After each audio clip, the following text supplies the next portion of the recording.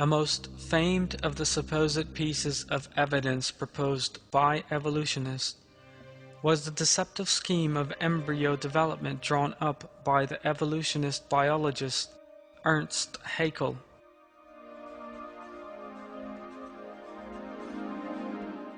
Darwin had asked Haeckel, a close friend of his, to contribute to his theory by telling him that he would have performed a great work by disseminating the evolutionary doctrine.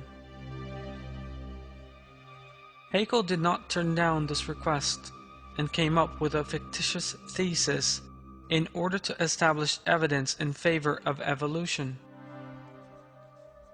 He called this the theory of recapitulation. According to this thesis, during the developmental stage, living embryos undergo a short repetition of the evolutionary process that species supposedly underwent. For example, a human embryo in the mother's womb first exhibited fish and then reptile features, before finally turning into a human being.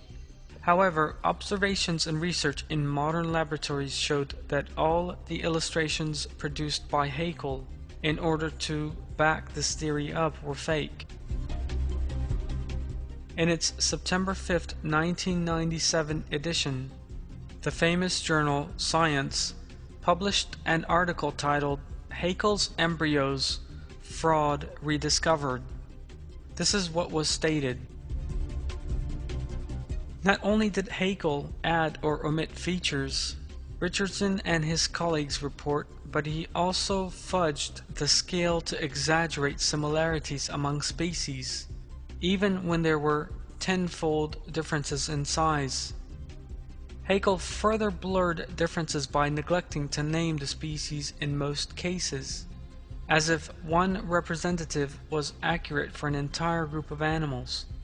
Haeckel's drawing, looks like it's turning out to be one of the most famous fakes in biology, Richardson concludes. The magazine New Scientist noted this on the subject on October 16, 1999. In fact, Haeckel's strict law was soon shown to be incorrect.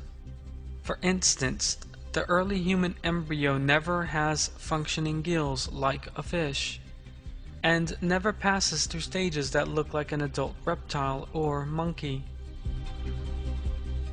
Haeckel's deception went even further, that part of the embryo which Haeckel equated with the yolk sac was actually a sac that produced blood for the baby.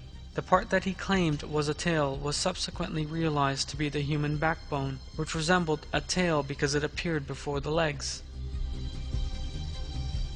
Most interestingly, 100 years before he personally admitted that the illustrations he had produced in order to support his fictitious thesis were actually fakes.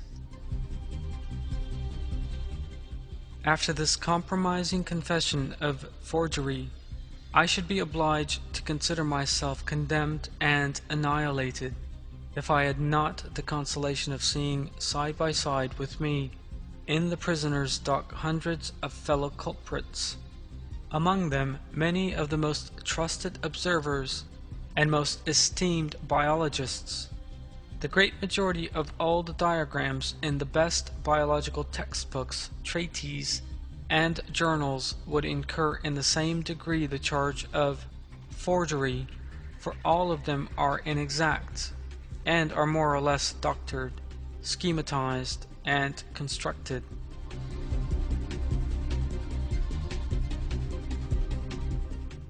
This admission by Haeckel shows that falsehood and deception are techniques frequently resorted to by evolutionists, and that they have no hesitations about persisting in them. Yet these illustrations, which everyone knew to be false, were nevertheless taught as a scientific reality in textbooks all over the world throughout the course of the 20th century, and they are still being taught as such today.